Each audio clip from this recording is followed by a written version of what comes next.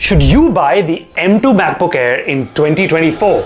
Wait for the M3 that's rumored to launch later this year. It's been over a year since Apple launched the M2 Air, and now it's selling on discounts between $100 and $200 or pounds or euros or 15,000 rupees on sites like Amazon, which is a pretty good deal. Now, I've been using the MacBook Air M2 for over a year now, and I've got one in this beautiful space gray color. And I'm going to tell you about it in this video, but I'm not just going to throw tech terms at you like the number of cores in the processor, but also tell you what they mean for you and explain why I think every single person should buy this laptop, eyes closed in all cases except two very specific M2 models that I can't believe that Apple is even selling, and it's like throwing your money out of the window. Now, here's the problem. If you don't watch till the end, you won't understand why, so please do invest a few minutes to spend your hard-earned money well. And I'll also show you a trick to get the MacBook you choose for even cheaper than the Amazon discounts, and that price may not last for very long, so you should get it now. Wow, have I set the expectations for this video too high up in the air?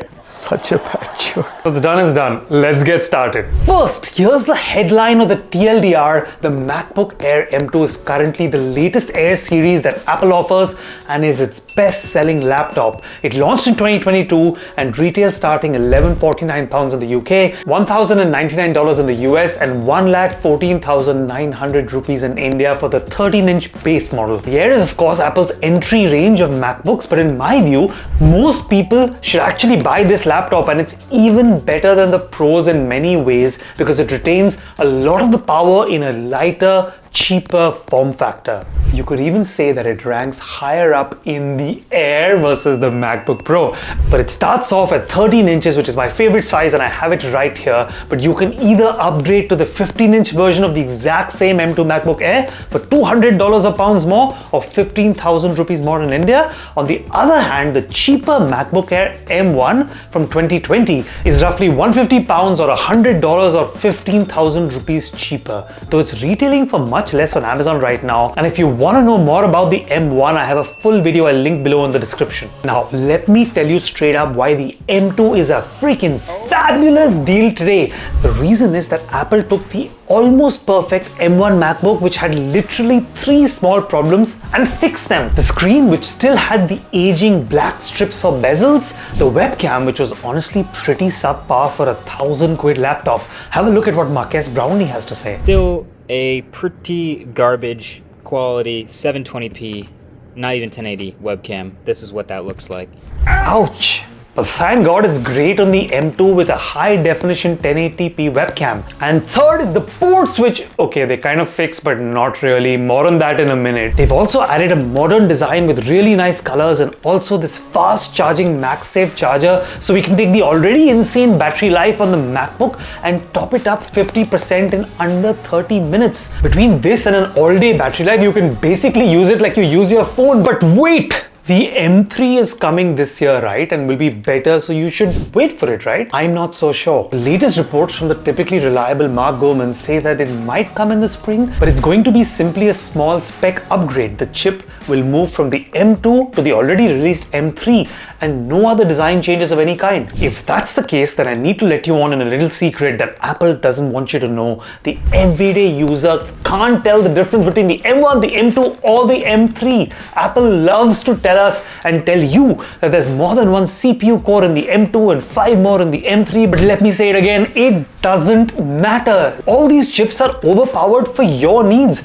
Most of us basically use the browser, watch stuff, read and edit presentations or documents, and do some photo or video editing and make a few video calls. Even the games we play will blaze with all of these chips. Apple themselves can barely explain the difference. They told us that the M2 was 18% faster as a CPU than the M1, and when they released the M3 chips last year, they didn't even compare it to the M2, they compared it mostly to the M1. When you actually compare it to the M2, most of the numbers are pretty incremental, and that's not a bad thing. The M2 is an amazing chip. I mean, there is nothing wrong with this laptop. Literally nothing. Okay, now that I made that dramatic statement, I'm going to just add that that's not entirely true. There are a couple of things that are quite wrong with this laptop and will end up with you throwing your money down the toilet if you don't know what they are. So, quick detour folklore before we talk about that. I hope you're enjoying this video, and I've been working so hard to make the most useful videos for you in the community, and I want to get to 5,000 subscribers by the spring. So your support in liking and subscribing to this video would mean so much. For me, this channel is a two-way tech community, so post your questions below and I'll answer and share your own insights about the MacBook Air with others in the comments. Back to what's wrong with the MacBook Air. Actually, it's two specific models that they sell that are a huge problem. The first is due to a design flaw, and specifically only one major design flaw on only one model of the M2. And just to be clear, overall the design of the M2 MacBook Air is beautiful. It maintains Apple's signature clean design aesthetic with a unibody design made from one piece of metal with no joints of any kind. It comes in four colors: the midnight, the starlight, the space gray and the silver. But there is one chameleon in here. It's the midnight color that is the beautiful, sexy color that draws you to it. But stop, it's a trap. Alas, you're not meant to have it after all. Reviews across the internet confirm that the matte surface fingerprints like crazy, and even with good care, it's never going to look clean. What's more, it nicks and scratches very easily too, especially around the ports like the power port. So don't give in to temptation. There's no good ending down this road. Turn your attention instead to the super nice space gray, which I have right here, or the classic silver if you like it. There's also the lightish gold that they call starlight. That's not for me, but the color of course is purely subjective. The second flaw is a technical one, which is with the base config of the M2 MacBook Air. The base model with 256 gigabytes of storage, for some reason unknown to man, uses only one NAND chip for data transfers, which can have the effect of slowing down your hard drive, especially if you transfer large files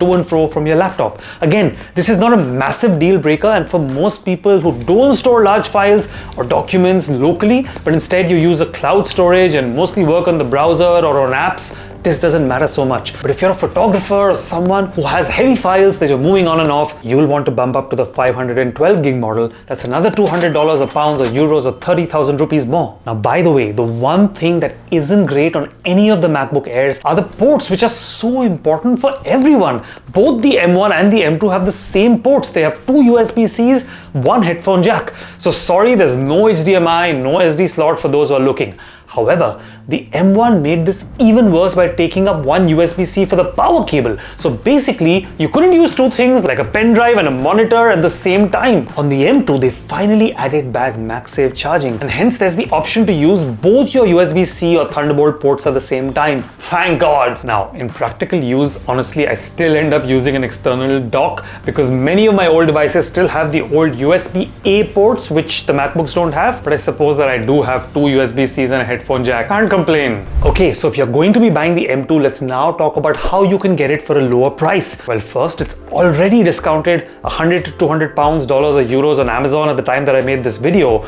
And Apple's warranty doesn't depend on where you buy it, so that's very much an option. But if you want a further discount and you're okay to make a slight compromise, you can get it refurbished on Apple's own website for under $1,000, or on third-party refurb websites like Back Market for even lesser. So, time to summarize. The M2 is an amazing laptop, and it's probably not worth it to wait for the M3 since Mark Gurman, who's typically reliable on these things, insists that it's just a minor spec upgrade. The M2 has so many more advantages that we didn't cover. For example, the amazing charging options where you can get a charger with two USB-C ports so you can fast charge your iPhone or your iPad in parallel with your laptop, or this super fast 67-watt charging brick that takes your MacBook from 0 to 50% in 30 minutes, which I have right here. Then there's the massively improved webcam. But if you're looking for the most bang for your buck, the most value-conscious buyers are going to still want to think about the M1 MacBook Air, which is still a great deal in 2024 as well. And if you are, then I'd definitely watch my video on it before you make your decision. Thanks again for watching, and do subscribe to show your love and support for the channel.